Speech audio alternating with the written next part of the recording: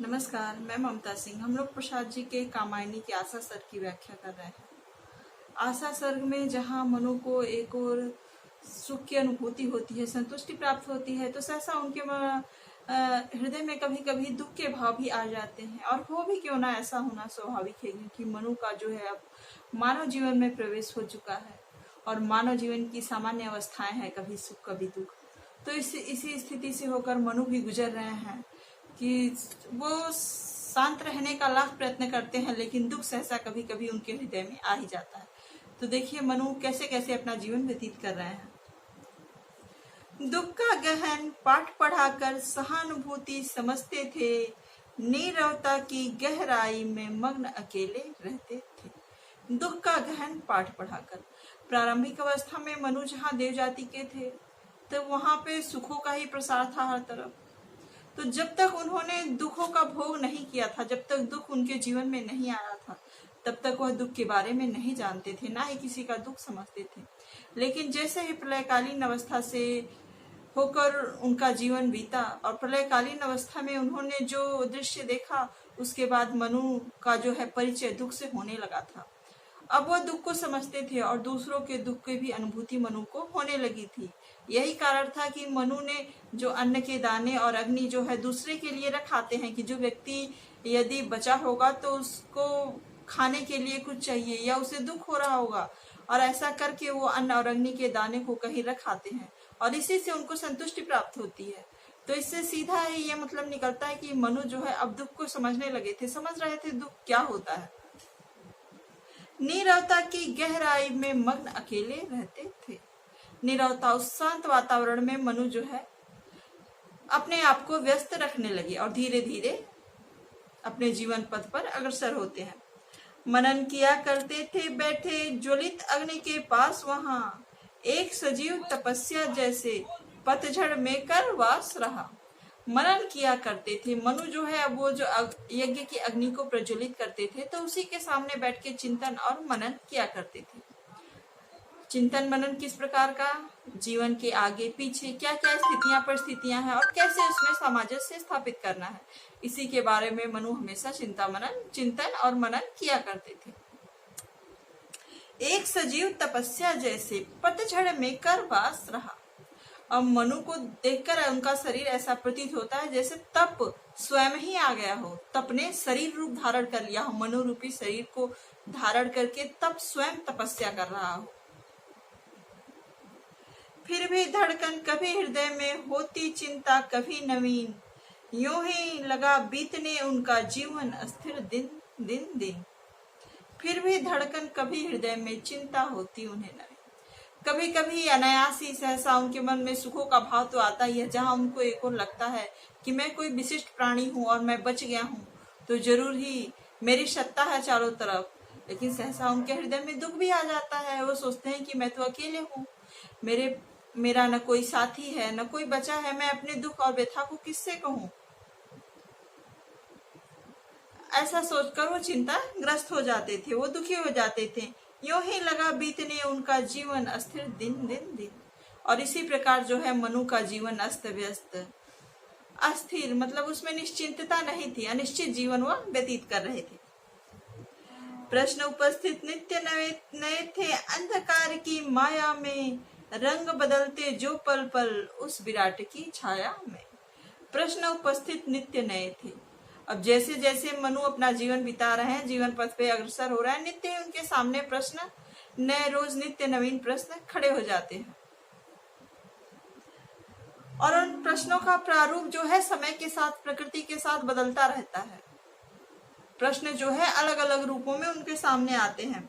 अर्ध प्रस्फुटित उत्तर मिलते, प्रकृति सकर्मक रही समस्त, अर्ध प्रस्फुटित उत्तर मिलते। और कभी कभी उनके प्रश्नों का जो है उत्तर स्वतः ही, आधे अधूरे प्रश्नों का उत्तर मिल जाया करता था किसी किसी का, और कोई कोई प्रश्न ऐसा था जिसका उत्तर मनु को नहीं मिल पाता था।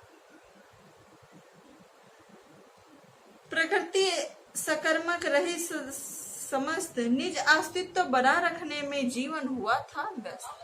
प्रकृति सकर्मक रही समस्त, प्रकृति सकारात्मक रहने का मतलब है प्रकृति अपने कार्य में व्यस्त रही। प्रकृति का कार्य से तात्पर्य यही है कि प्रकृति का जो रूप है, कभी धूप, कभी वर्षा, कभी ठंड, ऐसा ही मौसम बदलता रहा, प्रकृति जो है बदलती रही। तो इसी कारण प्रकृति को अपने कार्य में व्यस्त किया। प्रकृति सदा कर्मशीला रही, प्रकृति गतिशील रही। निज अस्तित्व बना रखने में जीवन हुआ था व्यस्त, और प्रकृति चूंकि कर्मशील है, क्षण क्षण अपना रूप बदल रही है, तो मनु को भी प्रकृति के अनुसार ढलना पड़ रहा है। प्रारंभिक अवस्था में जहां मनु ने अपने लिए घर पर रहने के लिए मिल जाता है, तब वो खुश होते हैं, लेकिन अब धीरे धीरे उसी में व्यस्त हो जाते हैं। जीवन जो कर्म पथ है जीवन का, उसी में वो सांसारिकता में व्यस्त होने लगते हैं। धूप से बचाव करने के लिए साधन ढूंढते हैं, तब बारिश आती है, तब उसके अनुकूलन के लिए, मतलब अपने जीवन के अनुकूलन के लिए वो मनु भी प्रकृति के साथ गतिशील रहते हैं, कर्मरत रहते हैं। तप में निरत हुए मनु नियमित कर्म लगे करने, विश्व रंग में कर्म जाल के सूत्र लगे हों घन घिरने। तप में निरत हुए मनु, अब जब प्रकृति अपना रूप बदल रही है तो मनु को भी उसके प्रकृति के अनुसार चलना पड़ रहा है। प्रकृति के द्वारा जो प्रकृति का रूप है, धूप, वर्षा, पानी, बिजली जो भी है, उससे मनु को बचना है और अपने जीवन को आगे बढ़ाना है। तो उन सब से मनु जो है अपनी रक्षा के लिए अपने घर में साफ सफाई कर रहे हैं, जीवन में अब खाने के लिए अन्न की व्यवस्था कर रहे हैं, मतलब जीवन को आगे बढ़ाने के लिए प्रकृति जैसे जैसे रूप बदल रही है, मनु भी उसके साथ अपने कर्म में लगे हुए हैं। नित्य ही मनु कर्मरत हैं। विश्व रंग में कर्म जाल के सूत्र लगे हों घन घिरने, और ऐसा लगता है कि जैसे ये जो ग्रह नक्षत्र हैं, ये जो ग्रह नक्षत्र हैं वो अपने स्थिति का प्रभाव जो है मनु के ऊपर डाल रहे हैं, और मनु जो है इस सांसारिकता के जाल में धीरे धीरे घिरते चले आ रहे हैं। कर्म बंधन में मनु जो है बंधने लगे हैं। उस एकांत नियति शासन में चले विवश धीरे धीरे, एक शांत स्पंदन लहरों का होता ज्यों सागर के तीरे। उस एकांत नियति शासन में मनु जो है उस वातावरण में अकेले ही है, उनके अगल बगल कोई नहीं है आसपास। तो उस वातावरण में मनु अकेले ही अपने जीवन पथ पे अग्रसर होते जा रहे हैं। चले विवश धीरे धीरे, और विवश किस लिए है कि नियति के साथ अगर मनु अपने आप को परिवर्तित नहीं करेंगे तो वह उसके साथ सामंजस्य नहीं बिठा पाएंगे, तो उनका जीवन संकट में पड़ जाएगा। वे अपने आप को बचा नहीं पाएंगे, जीवन को आगे नहीं बढ़ा पाएंगे। इसीलिए मनु प्रकृति के साथ अपने आप को ढालने के लिए विवश है, और वो ऐसा कर भी रहे हैं।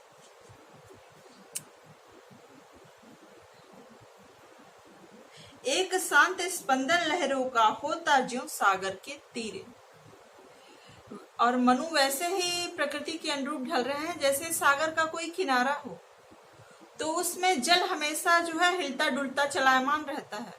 समुद्र का उस पे जो है उस पे बंधन नहीं रहता है। समुद्र उस चलायमान गति को, जल के चलायमान गति को रोक नहीं सकता। उसी प्रकार मनु को भी प्रकृति के साथ ऐसे चलना है, और वे अपने आप को रोक नहीं सकते। विजन जगत की तंद्रा में तब चलता था सूना सपना, ग्रह के आलोक वृत्त से काल जाल तद्दा अपना। विजन जगत की तंद्रा में तब चलता था सूना सपना। ऐसा लग रहा है जैसे मनु कोई स्वप्न देख रहे हो, जिसमें अकेले ही वो अपने जीवन के बारे में सोच रहे हों। और ये सपना कैसा है? सपने में भी सूनापन है। सपने में भी मनु ऐसा देख रहे हैं कि उनके आगे पीछे कोई नहीं है, और वो अकेले ही अपना जीवन जी रहे हों। ग्रह नक्षत्र के आलोक वृत्त में काल जाल तंता अपना, और ये जो आकाश में तारे चमक रहे हैं, जो ग्रह नक्षत्र हैं, ऐसा लग रहा है कि मनु को अपने जाल में जो है फंसाए जा रहे हैं।